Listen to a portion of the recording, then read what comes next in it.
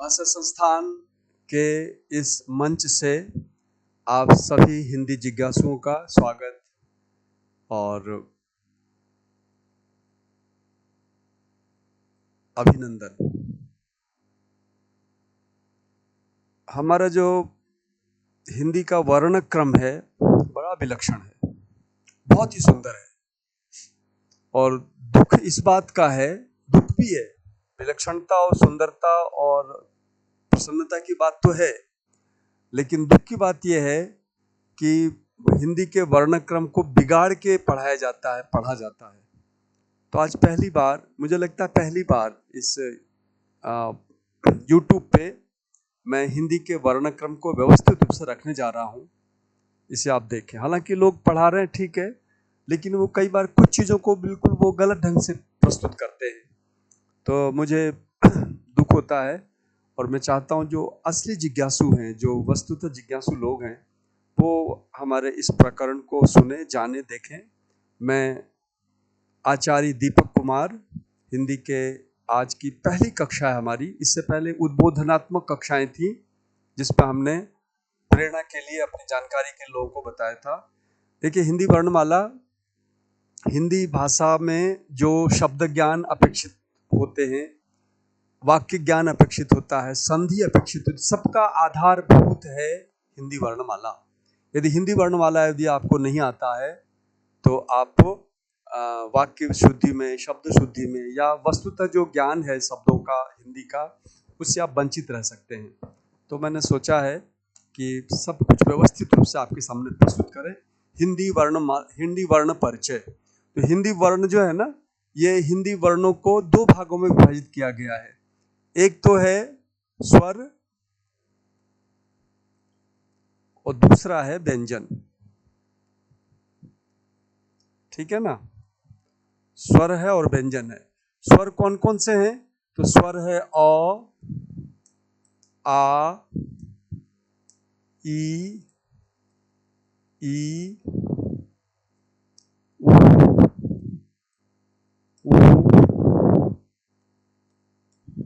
री, एक री और दे देता हूं मैं जो बड़ी री है, री, ए, आई, ओ और औ। ये कुल जो हैं ये 11 स्वर हैं। भारत सरकार की जो दस्तावेज है उसके अनुसार 11 स्वर हैं। आप देख सकते हैं 1, 2, 3, 4, 5, 6, 7, 8, 9, 10, 11, ये 11 स्वर हैं। बड़ी री को उन्होंने शामिल नहीं किया है, लेकिन री का प्रयोग होता है हिंदी भाषा में। री का खूब प्रयोग होता है, छोटी का भी होता है, बड़ी का भी होता है। हम जैसे जैसे प्रकरण आगे बढ़ेंगे बताएंगे कितना कितना यूज है, और पता नहीं क्यों हिंदी निदेशालय ने बड़ी री को बाहर कर रखा है। बहरहाल हम हिंदी निदेशालय के अनुसार ही चल रहे हैं, इसको हमने बीच में रखा है और ये हमने 11 स्वर बताए हैं। अब इसमें से जो स्वर है, जैसे अ है ये ह्रस्व है, ये आ है ये दीर्घ है, ये ह्रस्व है, ये दीर्घ है, ये ह्रस्व है, ये दीर्घ है ना? ये ह्रस्व है, ये दीर्घ है, ये दीर्घ है, ये दीर्घ है, ये दीर्घ है और ये दीर्घ है। तो ध्यान देना है, ये जो ह्रस्व दीर्घ का चक्कर है, इससे भी आपके एक दो प्रश्न बनते हैं। आपको देखिए, मूलभूत बात की जानकारी होनी चाहिए। बिना मूलभूत जाने हम आगे बढ़ नहीं पाएंगे, इसलिए हमें मूलभूत जो जानकारी हमें होनी ही चाहिए। तो मैं व्यंजन की चर्चा फिर करूंगा, अभी व्यंजन की बात हटा देता हूं मैं, अभी केवल और केवल स्वर की चर्चा कर रहा हूं मैं। देखिए, ह्रस्व स्वर अभी बोला मैंने, एक तो रहता है ह्रस्व स्वर। ह्रस्व को ही कहा जाता है लघु स्वर। ह्रस्व को ही क्या कहते हैं? लघु स्वर। ये कितने हैं? ये देखिए, ये है अ, ह्रस्व ई, ह्रस्व उ और ह्रस्व री। ये 4 होते हैं लघु स्वर। और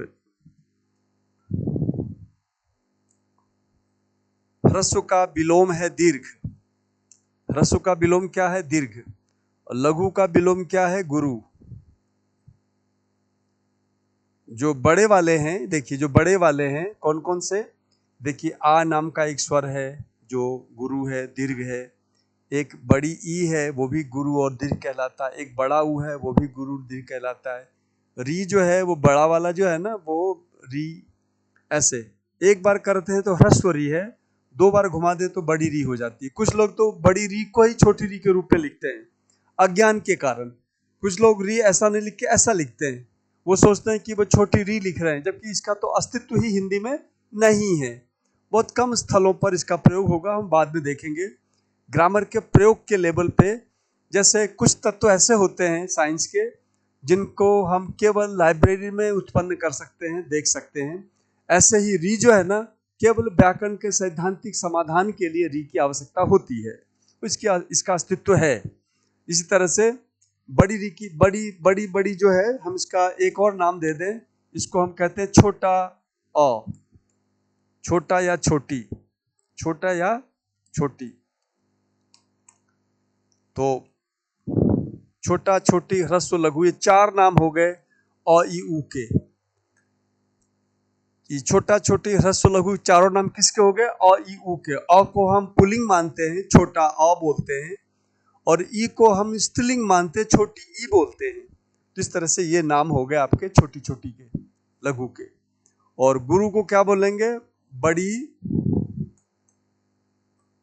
बड़ी या बड़ा। तो कैसे बोलेंगे हम इसको? बड़ा आ, बड़ा ऊ, बड़ी ई, बड़ी री, ऐसे बोलेंगे हम। इस तरह से ये हो गए। अच्छा, इसी बड़े में दीर्घ में ए, आई, ओ और औ, ये चारों भी इसमें शामिल होते हैं। इस तरह से आपको ध्यान रखना है।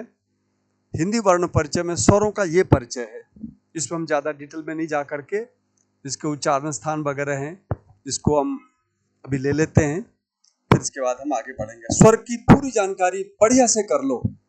ये ध्यान रखो कि भारतीय संविधान का जो अनुच्छेद 351 है, वो कहता है कि ये सारे जो वर्ण परिचय या जो भी हिंदी व्याकरण है, वो हमारा स्रोत भाषा संस्कृत है, तो हमारा संस्कृत आधार है, और संस्कृत में रत्ती भर भी कोई शंका समाधान की गुंजाइश नहीं है। सब जगह व्यवस्थित रूप से सारी चीज बने हुए हैं, हजारों साल से उसका अभ्यास हो रहा है, उसमें ज्यादा जो है भ्रम की स्थिति नहीं है। हिंदी में भ्रम है, लेकिन मेरा ये कहना है, मेरा जो 25 साल का अध्ययन और अध्यापन का जो अनुभव है, उसके हिसाब से देखा जाए, यदि हम संस्कृत के अवलंबित हो जाएं, संस्कृत के अनुसार चलने लग जाएं, तो हिंदी की सारी समस्याओं का समाधान हो जाता है।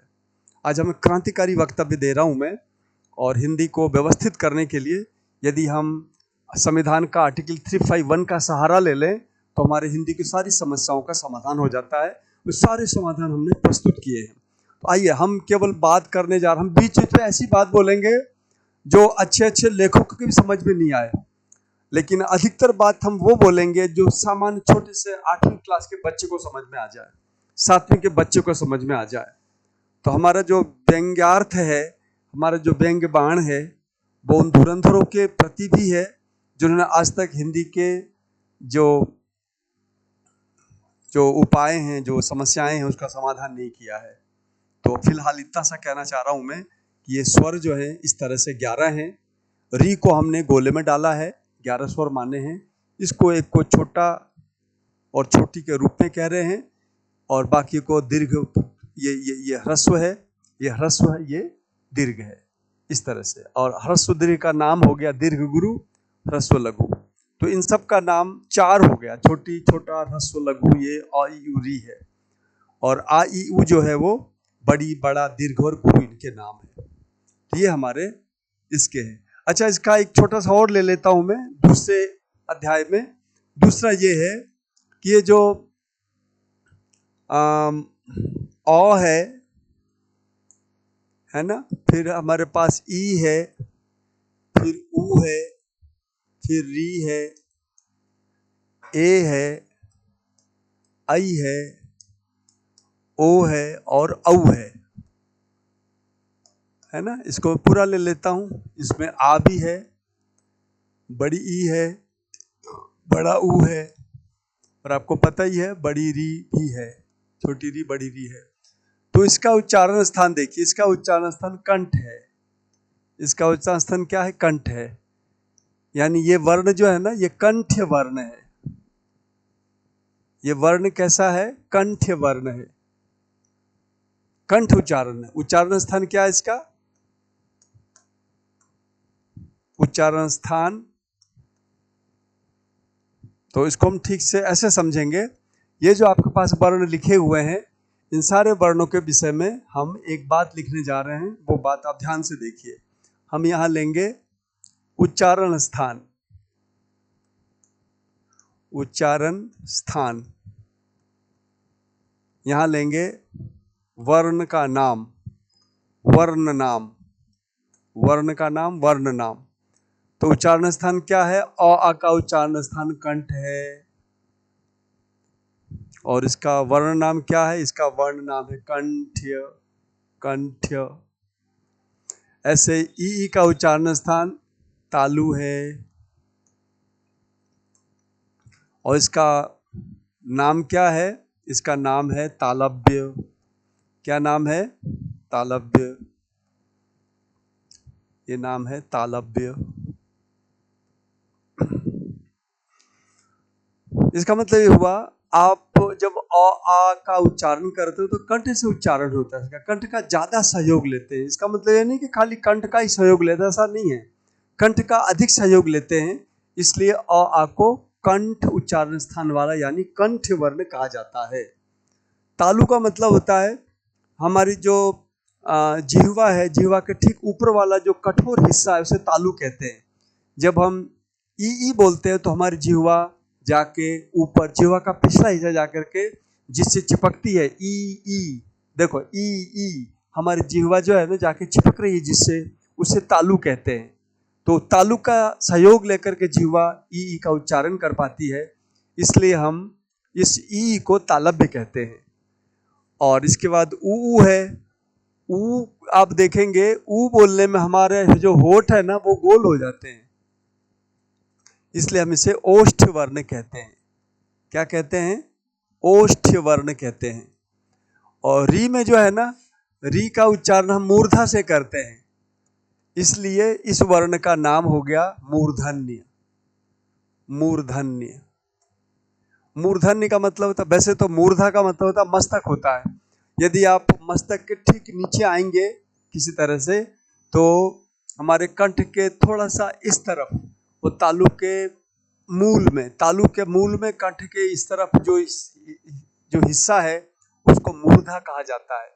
उसका सहयोग लेके हम री का उच्चारण, देखो बोल के दिखाता हूं मैं, देखिए, री री री री।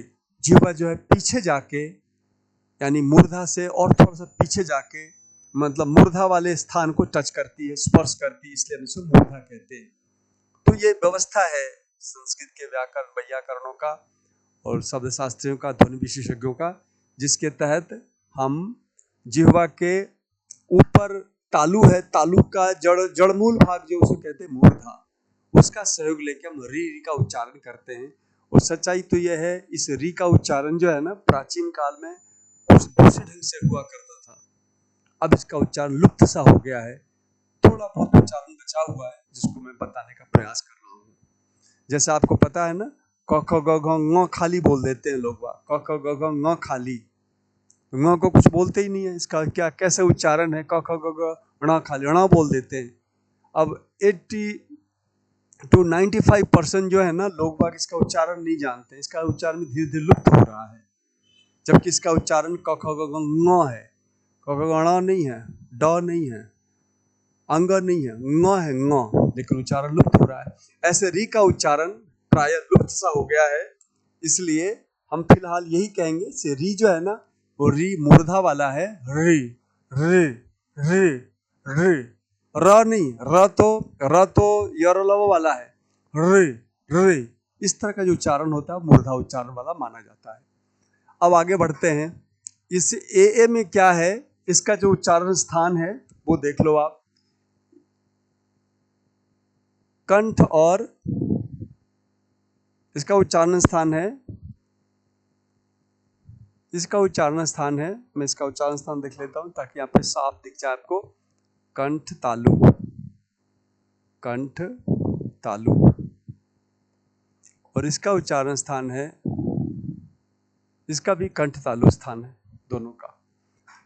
ओ का उच्चारण स्थान है कंठ ओष्ठ, कंठ ओष्ठ, और इसका भी उच्चारण स्थान है कंठ ओष्ठ, कंठ ओष्ठ। ये आपको ध्यान रखना है। तो इस तरह से हमने इन सारे वर्णों के स्वर के कंठ उच्चारण किसका है। अच्छा, ये जो कंठ तालु जो वर्ण है ना, ये कहलाएगा क्या, ये क्या कहलाएगा, जैसे हम इसमें लेते हैं तो ये कहलाएगा, यहाँ तो कहलाएगा कंठ तालु, यहाँ लिख लेता हूं मैं कंठ तालु, और यहाँ कहलाएगा कंठ्य तालव्य, कंठ्य और तालव्य, ऐसा कहलाएगा। इसका नाम क्या होगा, इसका नाम होगा कंठ्य, कंठ्य और ओष्ठ, कंठ्योष्ठ। तो नाम भी हो गया, उच्चारण स्थान भी हो गया, आपको ध्यान रखना है, ठीक है ना। तो ये था हमारा अ आ इ से संबंधित बातें, इसको हम आगे लेके चलते हैं। और अब हम आते हैं व्यंजन के ऊपर। हमारा जो व्यंजन है वो बड़ा रोचक है। व्यंजन पे आइए, देखिए व्यंजन में हमारे पास है क, मैं इसको हलंत कर देता हूं, यानी इसमें स्वर डालता नहीं हूं, मैं शुद्ध व्यंजन लिख लेता हूं। ख, ग, घ, ङ, च, छ, ज, झ, ञ, ट, ठ, ड, ढ, ण, त, थ, द, ध, न, प, फ, ब, भ, म। ये जो आप देख रहे हो ना, ये 25 वर्ण स्पर्श कहलाते हैं। नाम याद करो आप, स्पर्श नाम है, इसी का नाम है स्पृष्ट। इसी का नाम क्या है, स्पृष्ट। इसका एक और नाम है वर्गीय वर्ण। देखो 3-3 नाम इसके आ गए। इसके नाम कितने आ गए, 3 नाम आ गए, वर्गीय वर्ण है ये हैं कितने, ये 25 है। इसको कहा जाता है कवर्ग, इसे कहा जाएगा चवर्ग, इसे कहेंगे टवर्ग। ये इसको, ये सबका नाम है, ये जो नाम है ना, ये सबका नाम है। इसे हम कहेंगे टवर्ग, इसे कहेंगे तवर्ग, और इसे कहेंगे पवर्ग। ठीक है ना। ये हमारे 25 वर्ण है। संख्या कितनी हो गई इनकी सबकी, इनकी सबकी संख्या हो गई 25। ये 25 है। ये 25 क्या कहलाते हैं, ये 25 स्पर्श, स्पृष्ट और वर्गीय वर्ण कहलाते हैं। और प्रथम पंक्ति के इस तरह से जो क्षैतिज रेखा है, ये देखिए क्षैतिज रेखा, क्षैतिज रेखा, क्षैतिज रेखा में हम इसको कवर्ग, चवर्ग, टवर्ग, तवर्ग, पवर्ग कहते हैं। ये बात बहुत ध्यान से आपको स्मरण पथ पे रखना है। इसके अलावा एक बात और बता दूं मैं, आजकल तथाकथित हिंदी के जानकारों ने इसका उच्चारण समाप्त कर दिया है, लेकिन मैं इसका उच्चारण समाप्त नहीं होने दूंगा। जब तक मैं जिंदा हूं, इसको बढ़िया से प्रचारित करूंगा, प्रसारित करूंगा, तहलका मचाऊंगा कि भाई आप लोग नहीं जानते हो तो इसका मतलब ये नहीं। हमें यदि कोई सूक्ष्म वस्तु नहीं दिखाई देती है तो आप उसका अस्तित्व को अस्वीकार नहीं कर सकते। ऐसे ही आपको यदि इसका उच्चारण नहीं आता है तो ऐसा नहीं बोलोगे कि ण खाली, ण पड़ा खाली, पता नहीं क्या क्या बोल देते हैं। सारे बच्चों का संस्कार दूषित कर दिया है हिंदी अध्यापकों ने। मैं सारे भारतवर्ष के हिंदी अध्यापकों को कहना चाहता हूँ, जो लोग इस तरह के ज्ञान नहीं जानते हैं, उनको मेरा वीडियो देखना चाहिए और सीख लो। क्यों भ्रष्ट कर रहे हो हमारे बच्चों को, क्यों भ्रष्ट कर रहे हो अनुच्छेद 351 को, क्यों भ्रष्ट कर रहे हो राजभाषा हिंदी को। अरे वैसे भी दूसरे लोग जो हैं वो कम है क्या हमें भ्रष्ट करने के लिए, हम अपनी भाषा को भ्रष्ट कर रहे हैं। देखिए हिंदी में क, ख, ग, घ, ङ, ये उच्चारण, इसको 50 बार सुनो आप मेरे वीडियो को बार बार वो करके, और ध्यान रखना, मेरी वीडियो को कोई भी लाइक और सब्सक्राइब करने की आवश्यकता नहीं है। जिसको आवश्यकता होगी वो 10 बार मेरे वीडियो को देखेगा और सीखेगा, जानेगा। क्योंकि हमारा वीडियो, हमारा हिंदी ज्ञान केवल सुयोग्य लोगों के लिए है, कचरों के लिए नहीं। मुझे लाखों लाख सब्सक्राइबर नहीं चाहिए, मुझे लिमिटेड लोग चाहिए। वो लिमिटेड लोग जाके लाखों करोड़ों को समझा सकें, क्योंकि जो अयोग्य लोग हैं वो इसका दुरुपयोग करेंगे, उनको उनके बस का नहीं है। इसलिए हमारे वीडियो को न तो सब्सक्राइब कीजिए और ना ही लाइक कीजिए, चुपचाप ज्ञान प्राप्त कर लीजिए। मेरा ये कहना है, मैं सही कह रहा हूं, मैं दिल से बात को कह रहा हूं। तो देखिए, इसका उच्चारण है क ख ग घ ङ, और इसका उच्चारण है च छ ज झ ञ। इसे 10 20 15 25 बार जितना भी हो, भारतवर्ष के सारे शिक्षक, खास करके हिंदी क्षेत्र के शिक्षक जो हिंदी पढ़ाते हैं, वो सुन ले तो ज्यादा अच्छा रहेगा। क ख ग घ ङ, च छ ज झ ञ, ट ठ ड ढ ण, त थ द ध न, प फ ब भ म। इस तरह से हमारे ये स्पर्श वर्ण है। इसकी जानकारी मैंने दे दी है। अच्छा, यहां जो मैंने हलंत रखा है, हलन का कंसेप्ट ये है, जैसे कमल शब्द लिखते हैं ना, देखिए कमल शब्द में क है, क में अ है, म है, म में अ है, ल है, ल में अ है। तो 6 अक्षरों के मेल से कमल शब्द बनता है। कमल में कितने अक्षर हैं? 6 अक्षर है, सब में एक अ है।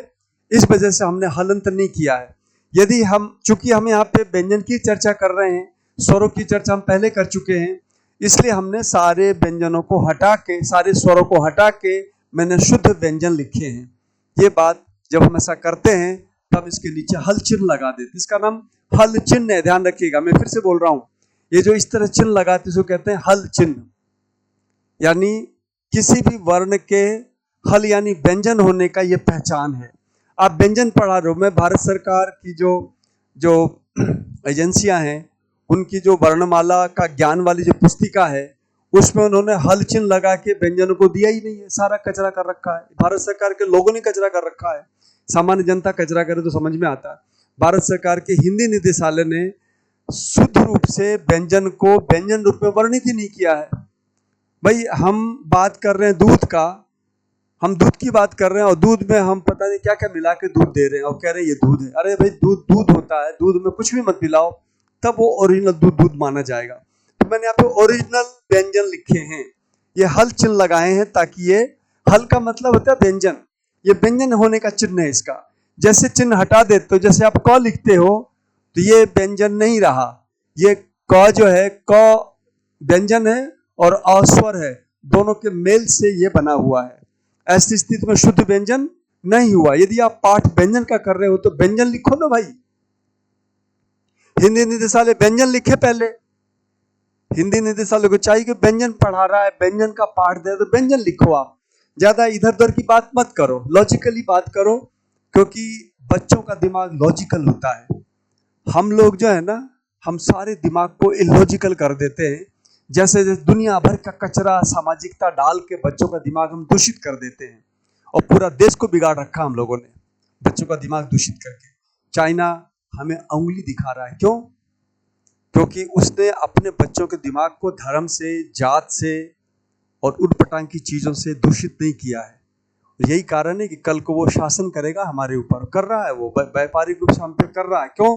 हम लॉजिकल है ही नहीं, हमने भाषा का सत्यानाश कर रखा है हिंदी निदेशालय के स्तर से। तो ये क जो है, ये क व्यंजन नहीं है, ये क व्यंजन और स्वर का मिलन है। ये क जो है ये शुद्ध व्यंजन है, और इसके नीचे चिन्ह लगा, इसको व्यंजन चिन्ह या हल चिन्ह कहते हैं। ये आपको ध्यान रखना है। तो खैर, हमने इस क्रांति की शुरुआत की है, तो आप सीखिए। पहले वाले पृष्ठ पे हमने स्वर बताया, इस वाले पृष्ठ पे हमने सारे जो स्पर्श व्यंजन है 25 उसको बताया है। इसके बाद केवल 25 से काम नहीं चलेगा, कुछ और भी व्यंजन होते हैं। तो आइए उन व्यंजनों को लेते हैं। वो व्यंजन इस तरह से है, देखिए वो व्यंजन है,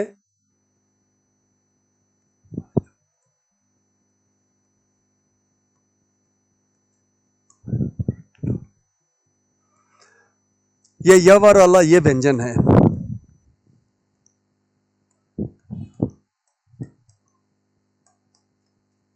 ये य और अला जो लिखते हैं ना, ये वास्तव में गलत लिखते हैं। गलत इसे लिखते हैं क्योंकि आर्टिकल 351 कहता है कि हमारी स्रोत भाषा संस्कृत होगी, तो संस्कृत में य र ल व होता ही नहीं है। संस्कृत में य व र ल होता है। इसका प्रमाण है हयवरट। इसका क्या प्रमाण है? हयवरट और लण, ये पाणिनि का सूत्र प्रमाण है। तो देखिए यहाँ पे य आ रहा है, यहाँ पे व आ रहा है, यहाँ पे र आ रहा है, यहाँ पे ल आ रहा है। ध्यान रखना, मेरी अपनी कोई दुकानदारी चलानी नहीं है, बस मैं सच को सच बोलने आया हूँ। जो हजारों वर्षों की ऋषियों की तपस्या है, उस पे ये आतताई जो है ना, दुष्ट जन, जो वो इस पे पानी फेरना चाहते हैं। आपको पता है, लगातार 3 सत्र तक केंद्र में जो शिक्षा मंत्री रहे, उन्होंने जानबूझ के हमारे इस भाषा को खराब करने का प्रयास किया। तो अब य र ल व क्या तुक है? बेवकूफों कहीं का। य र ल व का क्या तुक है? बेवकूफ, मूर्ख। जब तुम 351 लिख रहे हो, आर्टिकल 351, उसमें कह रहे हो कि संस्कृत स्रोत भाषा होगी, तो अरे बेवकूफो, संस्कृत का तो है वर्ड ये है, तो पहले य होगा, फिर व होगा, फिर र होगा, फिर ल होगा। य र ल व क्या होता है? य र ल व क्या होता है? पहले दादा आएंगे, बाप आएगा, बताना जरा। पहले दादा आएगा, फिर बाप आएगा। तुमने बाप को पहले, दादा को पीछे कर रखा है। सारा सत्यानाश कर रखा है इन लोगों ने। एक बार फिर से बता दूं मैं, हमारा जो अगला है, जो अक्षर है, वो है य व र ल। ये वाला नहीं है, ये वाला है। ये क्यों है? ये पाणिनि सूत्र के अनुसार है। पाणिनि सूत्र क्या है? तो पाणिनि सूत्र संविधान का आर्टिकल 351 है। संविधान का अनुच्छेद स्रोत भाषा के रूप में संस्कृत को मान्यता देता है, और संस्कृत को मान्यता देता है, और संस्कृत के अनुसार आप चला रहे हो, तो आप ऐसे लिखो, इसको मानो आप। तो मेरा ये कहना था, य र ल व ऐसा नहीं करके धीरे धीरे अपने को जानना। अच्छा, जिन लोगों को डर लगता है कि नहीं साहब ये तो ऐसा है, तो ठीक, इसे भी याद रखो, लेकिन ध्यान रखो भाई, गलती से आपको किसी ने बता दिया कि देख वो तेरा बाप है, और आपकी आदत पड़ गई उसको बाप कहने की, तो ठीक है, बाप छोड़ना नहीं चाह रहे, तुम किसी फर्जी आदमी को बाप कह रहे हो, तो बाप कहते रहो। लेकिन आज मैं आया हूं आपको बताने के लिए, भाई तुम्हारा असली बाप तो ये है। डीएनए टेस्ट करके मैंने बता दिया था कि भाई असली बाप तो मोहनलाल जी हैं आपके। तो आप धीरे धीरे क्या करोगे? मैं नहीं कहता उसको बाप कहना छोड़ दो, जिस फर्जी आदमी को आप बाप कह रहे थे उसको कहते रहो, लेकिन धीरे धीरे इस बात को बुद्धिस्त तो कर लो कि अरे यार, दीपक जी ने पहली बार बताया है कि हमारा जो हयवरट का जो सूत्र है, इसके अनुसार य व र ल ही सही क्रम है। ये वाला क्रम गलत हमने याद कर रखा है, इसे गलत के रूप में याद करो, इसे सही के रूप में याद करो। इतना सा निवेदन है मेरा बस। तो इन सब को मैं हटा रहा हूं, शुद्ध भाषा पे आ रहा हूं। शुद्ध भाषा क्या है हमारी? शुद्ध भाषा ये है, इन सब को मैं हटा देता हूं।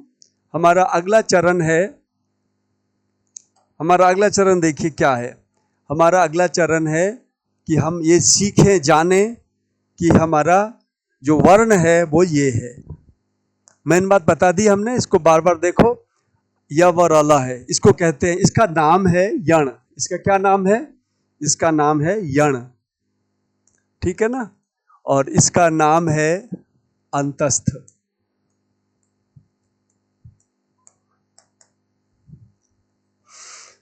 कोई लेडी हिंदी पढ़ा रही थी, उसमें ये पता है क्या कह रही थी? वो कह रही थी ये अंदर से उच्चरित होती है। मतलब बेवकूफों की मूर्खता की ऐसी हद देखी मैंने यूट्यूब पे, हद कर रहे हैं। यानी साला गरीब की लोगाई सबकी भौजाई, सब मजे ले रहा है हमारी माँ से, हमारी माँ से सब मजे ले रहा है। ऐसे कैसे मजे लेने दूंगा मैं माँ के साथ? गरीब के लोग ऐसा सबकी हो जाइए। हिंदी ठहरी गरीबों की भाषा, हिंदी ठहरी ग्रामीणों की भाषा, हिंदी ठहरी हिंदी बोलने वालों की भाषा, वो सबने मजाक बना रखा है। अरे बेवकूफो, अंतस्थ इसलिए नहीं है कि अंदर से उच्चरित होता है। ये जो है ना, इसका नाम अंतस्थ इसलिए है, यण तो प्रत्याहार की वजह से। यण क्या है? प्रत्याहार है। यण प्रत्याहार है। हिंदी पढ़ाने वालों, ये क्लास जो है हिंदी पढ़ने वाले पढ़ाने वाले दोनों के लिए है। पढ़ाने वालों सावधान हो जाओ, गलत सलत बहुत पढ़ा दिया तुमने, अब ये चलने नहीं देगा। सत्य का उद्घाटन हो चुका है, भाषा संस्थान आ चुका है मंच पे, भाषा संस्थान के सूर्य के समक्ष हम किसी भी तारों को चमकने नहीं देंगे। सारे तारे झूठे हैं, सूर्य सच्चा है। सूर्य ये है कि जो अंतस्थ होता है, ये वर्ण अंतस्थ इसलिए है क्योंकि मूल संस्कृत भाषा में अ, ई, उ, री, री वगैरह जो स्वर है, ये जो स्वर है, और फिर इसके बाद व्यंजन क्या है? व्यंजन है ह, व्यंजन है क, ख, ग, घ, ये सब व्यंजन है। इन व्यंजनों के बीच में ये आता है य, व, र, ल। समझे? मैं ये कहना चाह रहा हूं, हो सकता बहुतों को समझ में नहीं आए, लेकिन समझ में आ जाना चाहिए। देखिए, मूल संस्कृत पुस्तक में, यानी व्याकरण की पुस्तक में, जो हिंदी की स्रोत भाषा है, जहां से हिंदी निकली है, वहां पे सबसे पहले क्या है? सबसे पहले स्वर है। क्या है? सबसे पहले स्वर है। सॉरी, यहाँ ये स्वर है, इसके बाद व्यंजन है, और व्यंजन के बीच में क्या है? य व र ल है। य व र ल है। तो चूंकि अंतस्थ का मतलब होता है बीच का, तो देखिए य व र ल जो है ना, ये बीच का है, इसलिए इसको क्या कहा जाता है? इसको अंतस्थ कहा जाता है। अंतस्थ नाम होने का आधार ये है। और लोगों को मैं सुनता हूँ, वो अंदर से बोला रहता है, अंदर से बोला जाता है। अरे बेवकूफ कहीं का, मूर्ख कहीं के, पढ़ तो लेते, कम से कम व्याख्या तो मत करो। आप ऐसे बोल दो कि भाई य व र ल है, इसका नाम अंतस्थ है, और अंतस्थ क्यों है हमें नहीं पता, ऐसे बोलो ना। ऐसे बोल दो, यण क्यों है हमें नहीं पता, ऐसे बोल दो। हम लोग हैं बताने वाले, इसका अंतस्थ नाम क्यों है, यण नाम क्यों है। कम से कम गलत व्याख्या तो मत बताओ। कोई आपसे पता पूछता है तो क्या आप गलत पता बता दोगे? तो वहां चले जाओ, वहां विधानसभा भवन। ये तो बहुत ज्यादा बदमाशी हुई। आपको नहीं पता, आराम से सच बोलना सीखो यार। हिंदी टीचरों, हिंदी के अध्यापकों, सच बोलना सीखो। बोलो भैया हमें नहीं पता, संस्कृत के आचार्यों से पूछ के बताऊंगा मैं कि अंतस्थ अंतस्थ क्यों है, यण यण क्यों है। नहीं आता छोड़ दो। तो देखो, अंतस्थ का आधार ये है कि ये स्वर और व्यंजन के बीच में पाणिनि व्याकरण में इसका नाम आता है, इसलिए बीच का होने के कारण बीच का की हिंदी संस्कृत होगी अंतस्थ, इसलिए यवरल को अंतस्थ कहा जाता है। तो ये अंतस्थ हो गया, ठीक है ना। इसके साथ साथ एक और वर्ण में अगले पेज पे आता हूं। अगला पेज है श श श ह का, श श श और ह का। इसका तो ये भी जो है ना, ये भी 4 अक्षर हैं। इसको कहते हैं ऊष्म वर्ण। क्या कहते हैं? ऊष्म वर्ण बोलते हैं इसको, ऊष्म वर्ण। समास हो रखा है, इसी का नाम है शल वर्ण। क्या कहते हैं? शल वर्ण, ठीक है ना। ऊष्म वर्ण और शल वर्ण।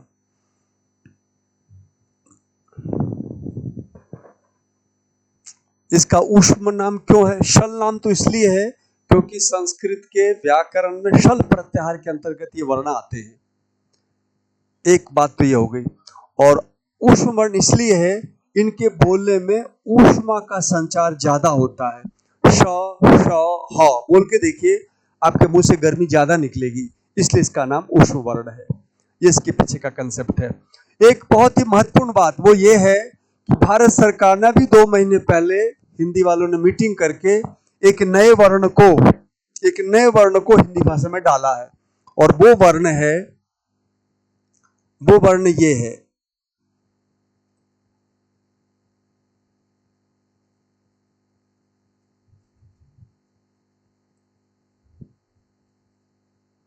मैं इसको ठीक से लिख देता हूं।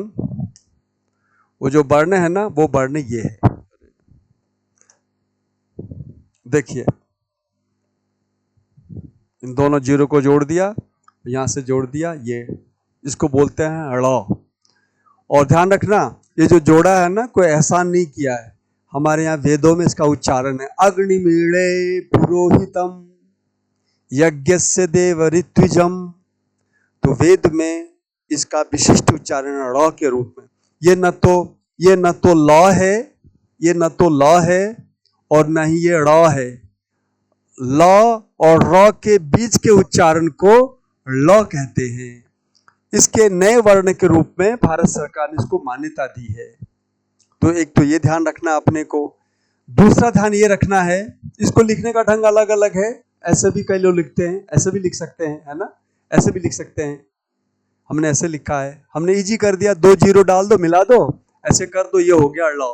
लौ के बीच का, लौ के मध्य का उच्चारण, लौ के मध्य का उच्चारण, मध्य का उच्चारण।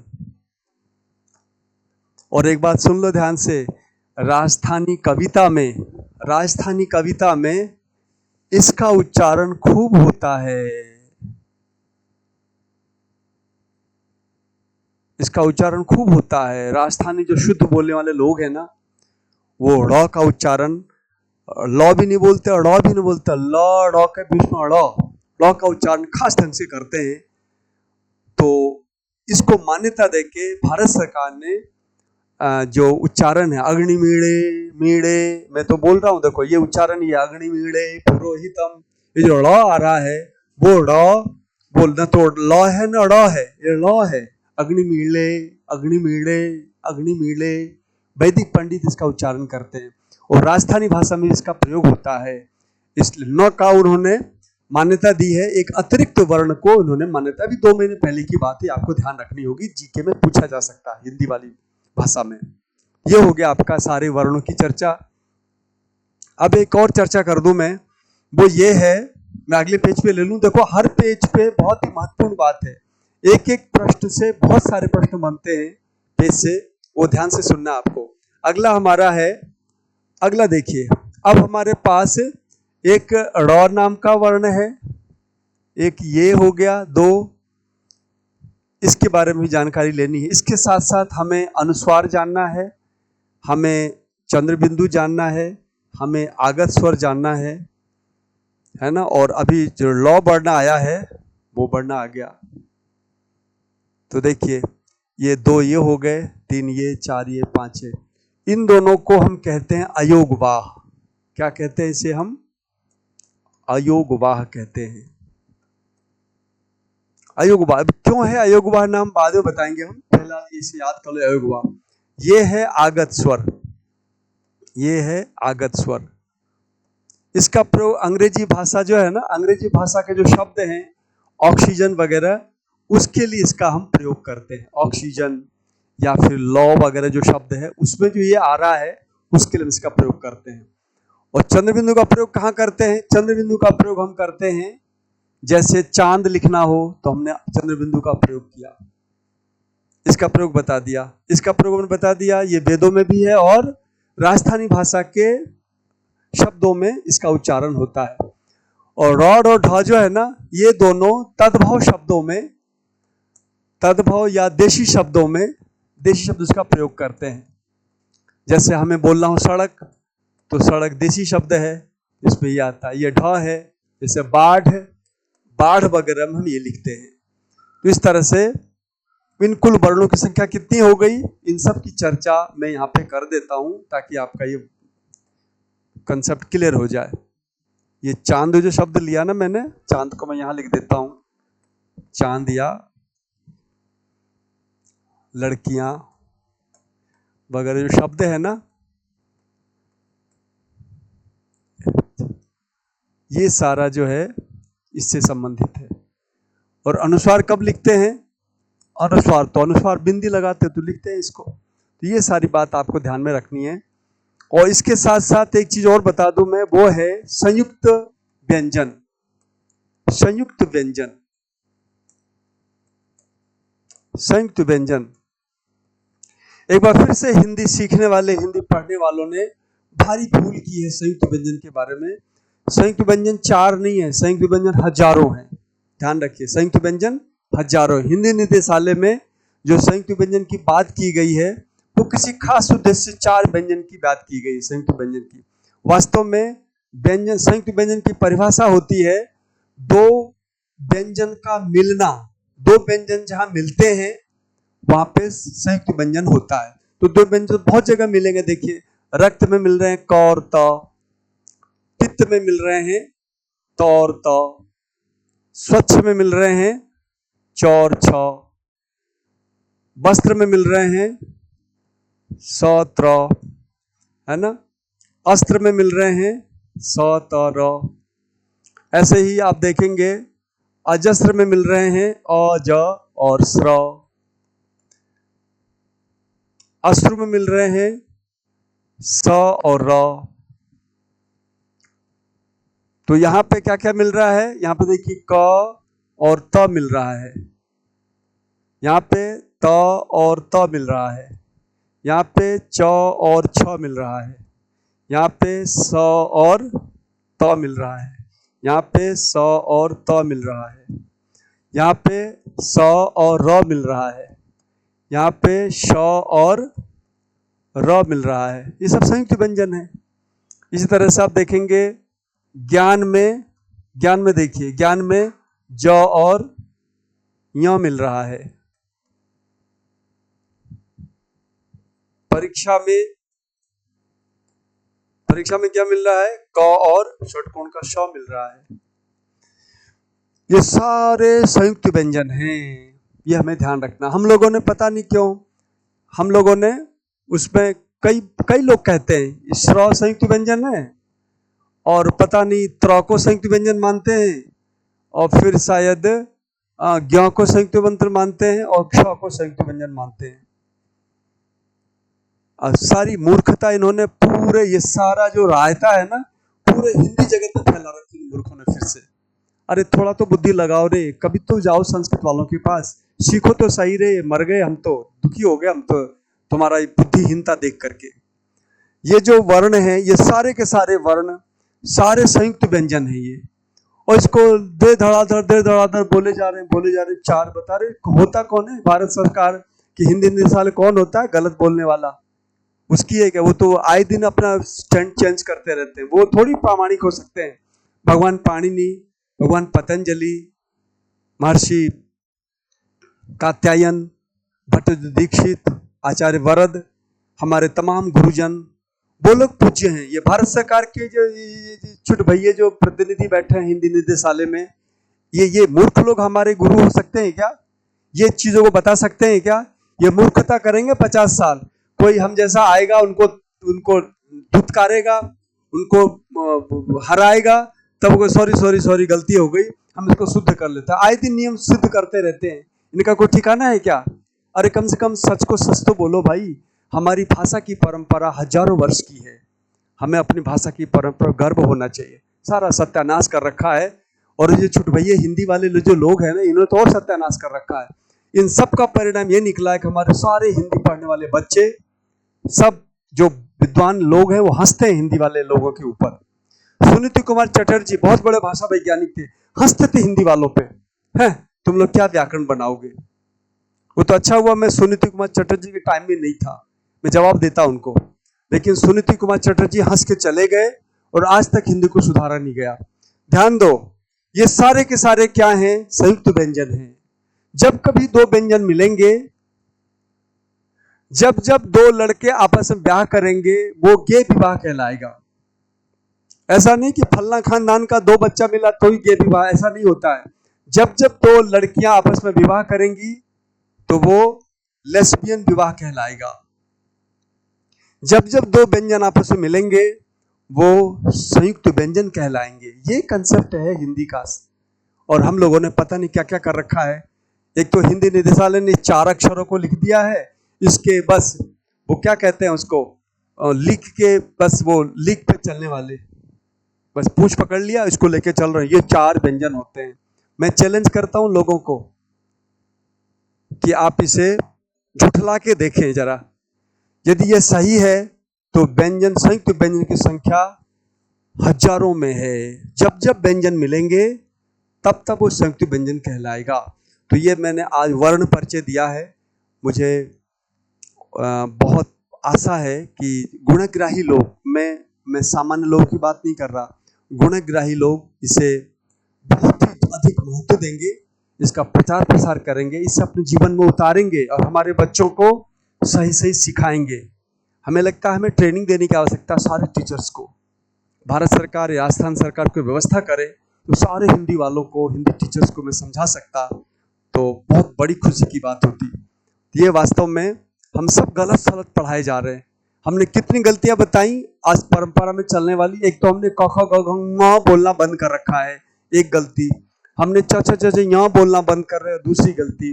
हम लोगों ने य र ल व का क्रम बिगाड़ रखा है, तीसरी गलती। हम लोगों ने संयुक्त व्यंजन को गलत ढंग से बताना शुरू किया, चौथी गलती। और हम लोगों ने री के बारे में कुछ जानकारी नहीं रखी है, छोटी री बड़ी री को अलग कर रखा है, पांचवी गलती। इस तरह की बहुत सारी गलतियां लेके हम चल रहे हैं।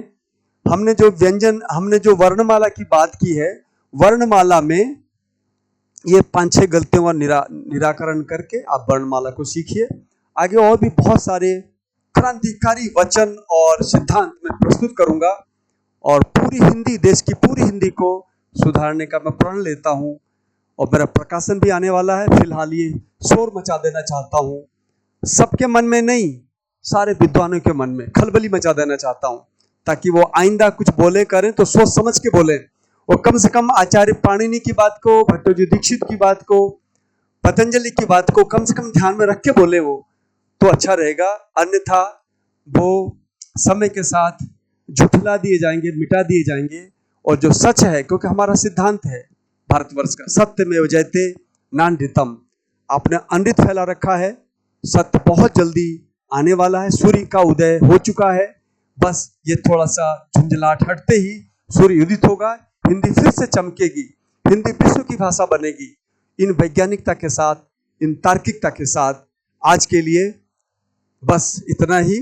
हम कल फिर से इसी क्रम के अगली कड़ी को लेकर उपस्थित होंगे। तब तक के लिए सभी को साधुवाद, नमस्कार।